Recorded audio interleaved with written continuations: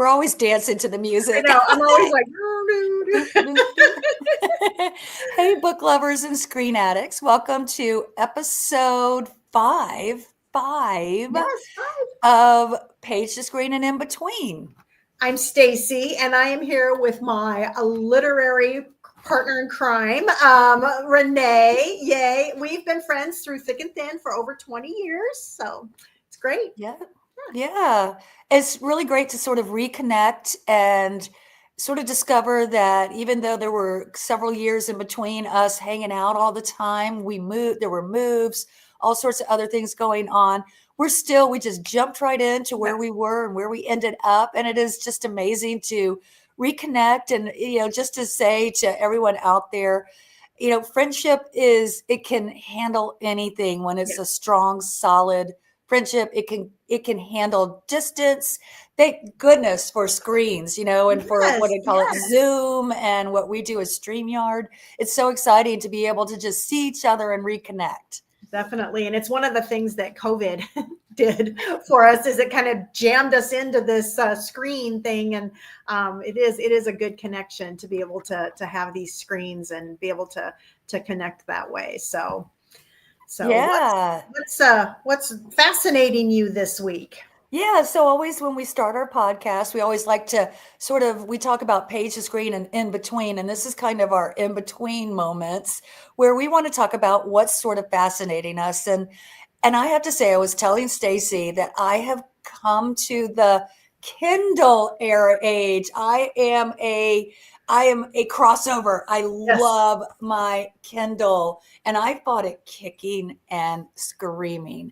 I did not want to go to Kindle. And Staci and I were talking about this before we went live, is that as an author, one of the most, I don't know, I'm trying to think of the word, but one of the most validating things. That's a good word. Validating is when you hold your book in your hand for the first time. The publisher sends you a box. And I always, if you ever go back and watch some of my old Facebook Live videos, I put on there opening the box for the first time, because publishers give you a box of books or 4 boxes, whatever your contract was. And you pull out that book. And I was saying, and then when I had a book in Costco, I got to walk in and take a picture of my book in Costco. Or I was in the Chicago airport a couple of years ago, and there was my book in the airport. And there's nothing. It is so fulfilling. And it's all those days and hours of being chained to the desk and thinking, will anybody ever even want to read this book, and who will care? And so I just really didn't want to go digital. And I did have a publisher that was owned by Amazon. So I have 4 books that were mainly digital books. You can still buy the print copy. It just wasn't the same, not having a book in the bookstore. Yeah. So it's almost kind of like buying local for people that won't order online. They have to go to a local store. Right. That's kind of how I was, is I'm going to buy a real book. And I still do. But wow, have I joined the Kindle generation? I mean, especially for travel. I am there. I mean, I love having all of my books just in my little Kindle, and I'm always reading a nonfiction and a fiction at the same time. I just is something that I've always done. And so when I have the nonfiction, sometimes are a little more difficult on Kindle, because I like to go back to reference and that kind of thing. But to have, with the bookmark. So to have those 2 right there, I love it. Yes, I love it. And you can, it looks like you have quite large large print there, Renee. Well, I just got my glasses, but you've got the big, large print. I do that at night in bed, because then I don't have to wear glasses. I don't have to wear readers. Now we're aging ourselves. We're going to talk about this later. But I don't need readers. I don't need my other glasses, and I can just make it a little bit bigger, and it's not backlit. So there's no of that blue screen business, because they have a Paperwhite. So I can read in bed, and it actually calms me down and gets me ready to go to sleep. I can't read an actual paper book in bed, because I need to wear glasses, and then you got to take your glasses off and put them back. You have to have a bigger light. I have a little light that hooks onto a book. and it's just and it's a yellow light. It's a like a nighttime reader light. So I do that. Sometimes I feel like I'm in my little corner here trying to, and but yeah, I love the Kindle idea. I love being able to, with Kindle, it's almost like you can look up books. Yes. You can buy a book on Kindle. Buy a book, like you don't have to go. So that is also very convenient. I really like that idea too. So there's a lot of positives, but you're right. The whole like cracking that first page, the smell, yes, of that the book paper, and everything. And so I do get a book tactile. Once in a while I get a book, but then I mean I just gave like 3. Our library in Nebraska will take used books. Yeah, they have a library foundation. And so I brought 3 bags, none of my Renee Ryan ones, by the way. Okay. All right. No, none of my Renee Ryans. But I put 3 bags of books. I was like, well, I read these. I know I'm not going to read them again. So I'm going to take them. So I took some books and I'm like, man, I have a lot of books. I have a lot of books. So, I mean, it's like, who's going to want these books? Me. Yeah. We played, Mark and I, when he was, I can't remember what it was. And we had to play kind of like a funny, remember what was it called? The newlywed, that newlywed couple game. But it was for just married people. And we wanted to see, it was something at his work. And he goes, what would you want to get rid of your partner? And I said books, and he would want to get rid of my books because my books have taken over our the loft, and my books have taken over the bedroom. So he would absolutely want to get rid of my books. And to me, they're like my little babies. I can't part with them. I know. But this is helping me with the Kindle, because if it's a book I'm not sure I'm going to like, or I don't know the author or whatever, it feels good just to sort of $2.99 or whatever download it. And you can read a sample. Yes. And I really like that, because the sample's not just like a cover, like the cover page. The back book, the book, like a couple of chapters. And right. You can go, okay, am I really getting into this? Am I going to do it? No, yes. I mean, that's kind of cool. It is. That you can read that. So I like they've that. got figured out how to take our money, don't they? They know how to take our money. And you have a lot of the digital the free digital things through like Hoopla and Libby. You can NetGalley. When you're going through, if you belong to a library, you can kind of do that too. So those are good, helpful things too. I always look it up to see if it's in our library first before I buy it. But yeah, that's really good. Okay, well, that kind of segues into our, not really, but it's going to into our next segment, which is really why we're here. Yeah. Those beautiful, messy, controversial moments when our favorite books make the leap to screen. So for anyone confused, our podcast is all about books that have been turned into either a movie or a series or anything that's been adapted to screen. Right. So whether it's like a faithful adaptation that makes your bookish heart sing, or a wild reimagining that has you throwing popcorn at the screen, we're going to explore it all. So it could be series, it could be movies. They start at books, and then we explore them all. We really like to expand, and we're open to suggestions of ones to do and that kind of thing. So there's no judgment, no opinions, right or wrong. We're just having so much fun doing this and connecting and doing this way. So consider us your literary besties who are unafraid to disagree with each other or with you, and please feel free to comment and let us know whether or not you agree with us. So grab your coffee, your tea, or your fuel of choice for this heartfelt discussion of what's our book this week, Staci? The Outsiders. The Outsiders. Oh my goodness, that was oldie but a goodie. Oh, look at that cover. I know. Look at those young boys. Yes. Okay, so this was written by what was it? S.E. Hinton. Yes. Yeah. A woman. Susie is her real name. Yes. And so it's basically about this group of kids in Tulsa, Oklahoma, 1966, who are sort of caught between childhood, that innocence of childhood and the disillusionment of adulthood. They sort of have one foot in childhood still, one foot in adulthood. They are outsiders. In other words, they are on the other side of the track, what we used to say, the greasers. They're the poverty. They're the kids Right. that have been raised in Low poverty. income. We call them low income. Yes. And then against the socias, who are your kids who are upper middle class to upper class, who are Right. very wealthy and have had every sort of known convenience. And neither group is really made of good, hearty innocence. They are a rough crowd. So Yeah. They all have a little bit of tainted they're view. all tainted and They're all anger. tainted. There's a lot of young boy anger in Right. these kids, both sides, the socias and the outsiders. Do you think the author, because she was 16 When she wrote the book, do you think she was a soc or a greaser? Like, do you think I think she was a greaser.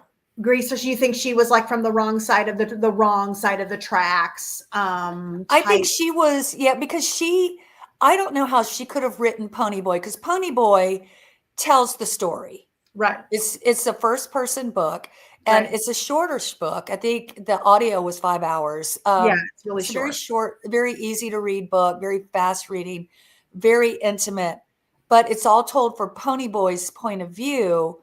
And there's some depth there, which I don't know that, so you could tell that, there's some depth and thinking.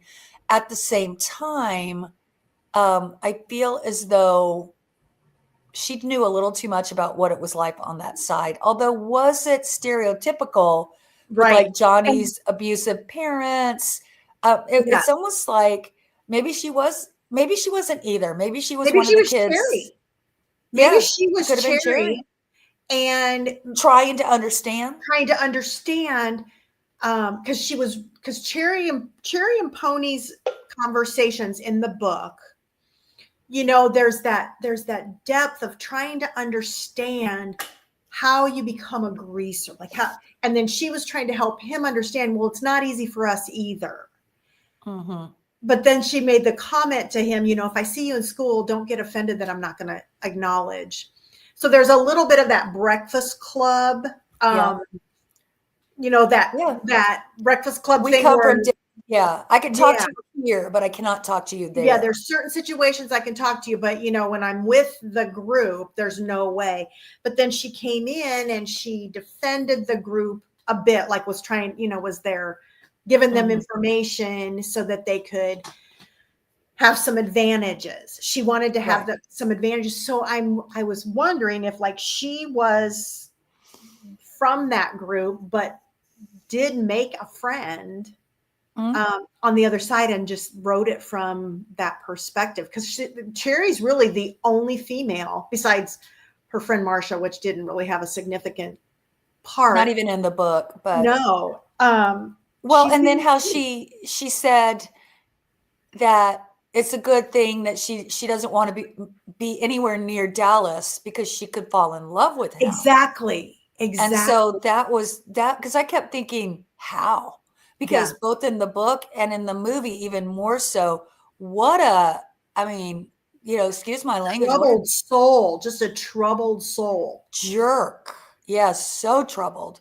And in the book, you get his backstory. You understand that he was raised in New York, in the Bronx. He was in a gang. He had been to juvie, they call it, so he had lost all, it's almost like. Well, he had just gotten out. Yeah, he had just gotten out. He was never, he was, the cards, his life story was already played out. He was either going to end up dead or in prison the rest of his life. Like, there was not going to be a happy ending for Dallas. Didn't he say to either Pony or Johnny, it changes you? I don't want you to ever go in there. Maybe to Johnny. I don't want you to ever go in there. It changes you. It'll change you. Yeah. And I think he was talking to both when they were in the car when he came up to get them and take them to eat. I think that's when he was telling them, you don't want to be me. Yeah, it was just so you're not gonna you're not going to be surprised by my comments, which one I like the best, but the book was very simple but profound. Yes.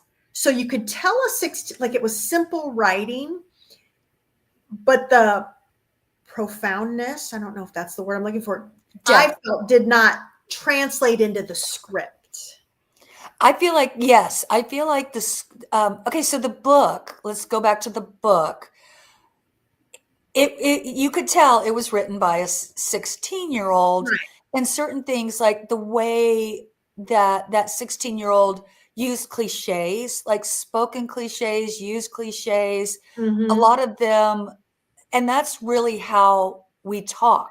We talk in cliches. We say things like, you know, that you got the wrong end of the stick, or, we live on the Right. other side of the Right. tracks. Phil, I should have just highlighted them all, because I remember thinking, okay, as an author, we're trained not to do that. It's like, you don't To do use that. your own word, or to use not to use Yes, words you that don't want to use cliches. Yeah, you want to try and either turn it on its side or just avoid doing that, because it's considered a little lazy and sloppy. But a 16-year-old is a little lazy, or he's 14. So a 14-year-old is lazy and sloppy. And so it made sense that all of them would speak that way. Yes. The one thing too, I felt like they were all a little, in both the book and the movie, a little more educated than I would think some of those kids who never went to school or never went to class or paid attention would have been. So that's where I think a little bit of what we call author intrusion, where you could see she was a thinker. And so she assumed that everyone had that ability. And I don't know that that's true. I mean, well, Pony Boy was exceptional. Like Soda Pop dropped out. Derry too was. Derry was too. Yeah, he had his athletics. Yes. But then when their parents died, that went away. It's basically like so there's all the stories of, there's the one with Hilary Swank where she's the English teacher and she takes on the lower income. And then there's a math one where they get to go to a math like decathlon. There's all those ones where there's exceptional students that have horrible lives that is heating on their exceptionalism. Is that a word? No, I see. Yeah. And so what you're saying is like, and that's kind of this, only it was very small. I don't feel like she expanded on it, but it's definitely Pony Boy knew poetry. Right. But some of that, right. And some of it's sort of like 2-bit. Kind of bled into that character just a little bit, but not a lot. But and I would say, okay, so yes, and I loved that the whole use of Gone with the Wind, that book. Yeah. And okay, so let's talk about the screen version now. Okay. So I have so many thoughts about the movie now that I read the book, so I had not read the book prior to us doing this. Okay. And the movie, it was in the 80s. And as we talked about, it is like the first movie of all of these who became big names. Yeah. So we're talking Tom Cruise. We're talking Rob Lowe. So terrible in the movie. Awful. Worst. Like he had this really weird worst character ever. Matt Dillon, terrible. And then, Patrick Swayze, oh my gosh, was the only one that I saw the brilliance early on. I thought Ralph Macchio was Ralph. I thought my gosh, he stole the movie. Stole the movie. Yes. And it was funny, Emilio Estevez, he actually played 2-bit pretty close to the book. Yes. How she described 2-bit in the book was pretty close. So I was pretty impressed with his or either the script. I don't know if it was the script or his. I was pretty impressed with how he played that. Always in trouble, like never serious, always, kind of messing around and that kind of thing. I feel like in the book he had better dialogue. I feel like he was super witty and funny, and I feel like he was more kind of silly. Class clown and silly and a little bit of a joke in the movie. Yes. but I felt like he had much better dialogue in the book. Yes. And I also, the book again. Okay, so going back to the movie, so I did a little bit of research in how the movie was made and why these guys were chosen. And Francis Ford Coppola made it, and you could tell it's very heavy-handed in certain places. I know it was the 80s, but like when they're talking about Gone with the Wind, did you notice how they were outside the church and they're talking about Gone with the Wind, and he's got like the backdrops and the sunsets that look like Gone with the Wind. Gone with the Wind. And I'm just like, okay, I caught that, but I know to look for it, but it was really heavy-handed. Yeah. But the way he chose these characters, and I thought he did them very thoughtfully. And he did two different sort of, this was back when they actually had to go for screen tests. Right. And he did it in LA and he did screen tests in New York. Ralph Macchio was chosen in New York, and a lot of them, Emilio Estevez and the others, were chosen from LA. Okay. And they had to all read each part. They had to play each part. And it was like days of screen testing. And they would be called back, and then they would read a different a different character. So every single one of them read each character. And so Francis Ford Coppola, almost like a chess, like moving around chess pieces, figuring out who was going to play whom. And I guess, and if you've read the book, you get this, they all wanted to be Soda Pop. All the kids that were, not even well in the movie, Soda Pop's great scene where he ran away. Remember in the book, he runs away. You mean Pony Boy?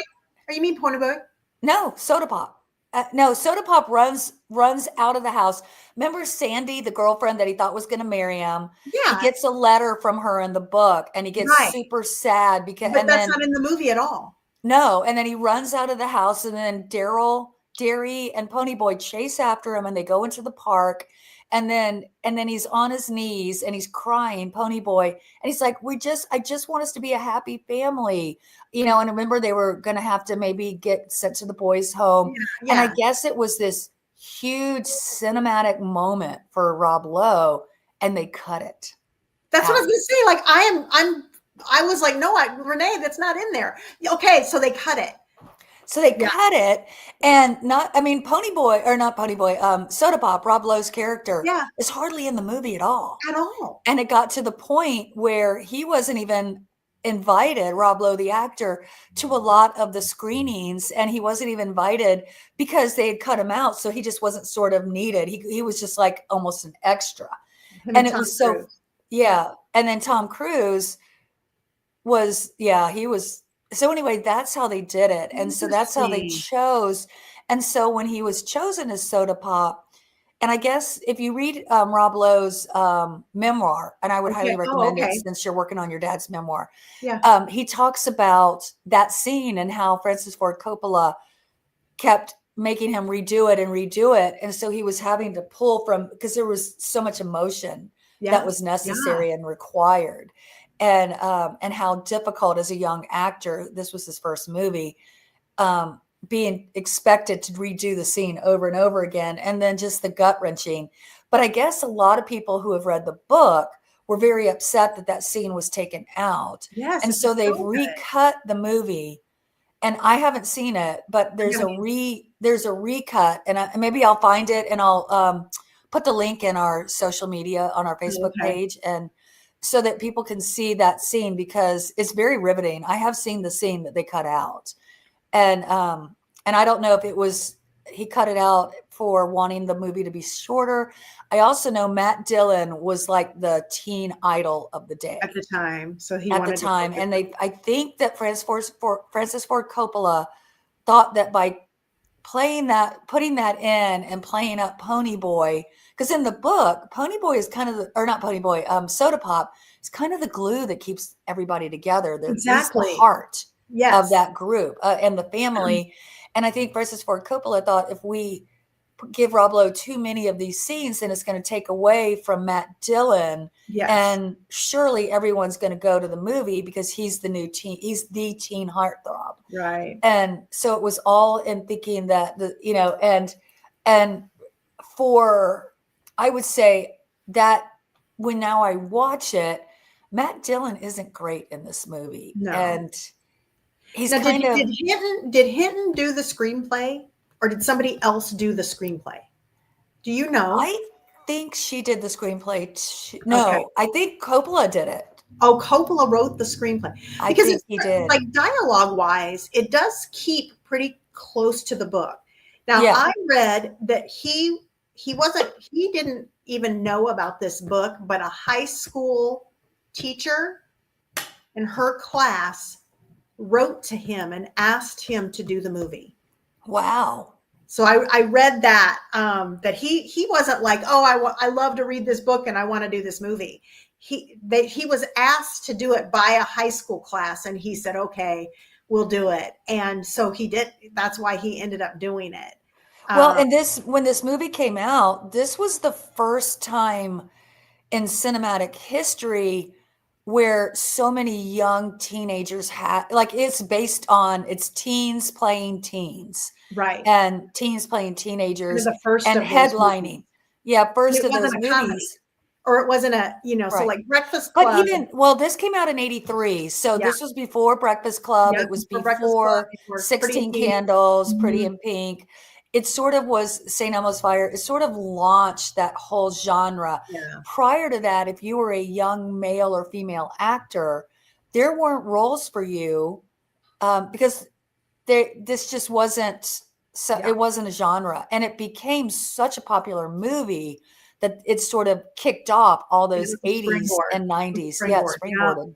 Yeah, it was good. I mean, yeah, I And those think actors' all of the careers. movies that are the people that came, because I know Matt Dillon so she wrote a book called Rumblefish too. Mhm, mhm. And I remember reading that book, and I don't know if I was in college or what, but then because of The Outsiders, then we went to see Rumblefish because they had made that movie. And I don't know if it's Francis Ford Coppola. I should have investigated that. But yeah, but like all of them, I mean, went on to do other things, but I think they wanted to be serious actors, and some of them just never got that. They Right. never, I mean, like Ralph Macchio, Karate Kid. I mean, yes, there's some depth in that character, and for goodness sake, the movies, It launched changed the trajectory of his career for of his sure. career. So but it wasn't really like a serious, movie. Mhm. Rob Lowe, for goodness sake, he really didn't. He kind of had those roles, although he's made quite a comeback and doing some. Oh yeah. Like wasn't he in West Wing, and he was in like some serious. And then he did comedies too, because he did Tommy Boy. He did Tommy Boy, that's he did Tommy Boy. He did the Wayne and Party On, Wayne, Party On, yeah. guys. Yeah, But he remember was he did kind of that a movie? straight man in them, Yeah. which is funny. Yep. Yep. And I He just did Parks and Recs. He was in that. So he had his own series. oh yeah. It's new. It's brand new, and he did it with his son. His Yep. son plays his son in it. Oh my goodness. It's a Netflix where he's he's kind of a crazy billionaire. It's normal. Mm-hmm. I think it's something normal, but Mm-hmm. and it's really good. He's kind of a CEO that goes a little cuckoo. And then he was in that 911 Austin, Texas. Oh, Yeah. Yes. Yeah, So in Austin, Texas. he's really kind of had a very lengthy career. Yeah. One of the things that I had written, like, I don't know if you watched the Andrew McCarthy Brat Pack documentary, and he interviewed, I mean, he has an interview with Emilio Estevez and with Rob Lowe. I think those are the only two that were in The Outsiders. In this movie. Yeah. In this movie. But they talk about, like, he's very upset that they were coined and put into these movies, and they were both like, so what? We made money. Yeah. We got to do our craft. They're embracing it. Jobs. Yeah. They had the attitude of, this is our job. So if it's a comedy, great. If it's a deep one, great. If it's where Andrew McCarthy was like, I needed to be an artist, and I needed to do, and they were like, himself way too seriously, didn't he? So serious. I mean, I think the interview with Debbie Moore was like, relax, buddy. Yeah. Relax. And just, yeah. And I think that like some of them did just kind of fall into okay, we're going to have a job. We're going to work. Right. So who cares? Right. what it Yeah. is. Yeah. And yeah, he did take himself, but Andrew McCarthy is now a producer and a Yeah, director. So he's had a lot of success on the other side yeah, of that's the yeah, camera. yeah. Yeah. So So, okay. So we kind of got a little bit, let's see. Do you want to talk about, hold on, here we go. Wait. which It's one time would you for this or that. Yeah. This or say? that. Boom, boom, boom. I have to say Paige, Mm, 100% for me is, I mean, I got the depth of it. I got what she was trying to do in it. mhm. And it covers a lot of mental health issues that were never talked about back in the 80s. And I feel like she was able to do that. So Yeah. I And say abuse. Yeah. abuse, all of it, like the whole thing that was left out of Ponyboy at the end, having that mental breakdown thinking he killed Bob and Johnny was Yeah. still alive. I mean, that was like a whole psychosis breakdown, not in the movie, but it was really in depth in the book. And so yeah, book for me, Page for Book. me. Yeah. Yeah, I would agree, book. Yes, Ponyboy was an amazing narrator of the book. I 100% totally, the book was way better. And I also think you could recast this movie and turn it into any kind of subgroup that is marginalized as Right. the outsiders, and any sort of group that's been entitled, and redo. I would love to see a remake of something like that, and you would still have such a strong, powerful movie book, because Narrative. Yeah. Mhm. really, this really is about whether or not you are an outsider or you are privileged, whether Right. you are marginalized or whether you are entitled and privileged, and not understanding that at the end of the day, which I loved in the book and the movie, we all see the same sunset. Yes. And we Yes. I love all want that. to, yeah, we all see the same sunset. It's what brought Ponyboy and Cherry together. And I do Mhm. believe that that is what makes this a timeless Yeah. book. And the stay Is gold. Everybody Mhm. stays gold. Stay You gold look at the before sunset, you see the gold, you stay gold, you don't get, stay young, stay yeah, you gold. don't let it Yeah. get tainted. Yes, there's just so many good, yeah, I love it. I Mhm. love, love, love it. So I Yeah. agree. You And could, this was your choice, so I'm glad we chose it. So thanks. yeah, Yay. yeah, it was Yay. really good. It was really good. It was, it brought me back to the 80s, which was Mm. great. My big hair days. It brought me back there. So that was a good reminder Yeah, of, there was a little bit of wardrobe that was very 80s, not 60s. One guy was wearing a rugby shirt, and I'm like, oh, that's not the 60s, that's the 80s. But yeah, anyway, yeah, you could tell it was having made been, in that was supposed to be the 60s. Yeah, it was yeah. funny, but it was So good. that brings me to the last word Yay! is Let yay. me hear what you have to say today, girl. Okay. Okay, so I have a little age on me. I'm gonna admit it. I don't like to admit it. I look in the mirror and I still think I'm in my 20s or 30s, but it's not true. And it was brought to home to me. It was brought really home to me last week, where I have a congenital heart issue that has needed to be finally addressed. And I had to go back to the hospital for a full day, a battery of tests. And and I went to University of Kentucky's Medical Center because that's where my doctor is. It's where my daughter lives. So I got to go see the daughter and the grandbabies. And Yay! yes, I have grandbabies. I love it. Mhm. So it's a very hard to navigate area. And I go and ask where I'm going. I'm get sent to the wrong place. It was a Wednesday, and it was very much for all the people working business as usual. An assembly line of patients. Let's crank them through. We've got to do 25 stress tests today. We've got to do 10 MRIs. Let's get this person in and out, in and out.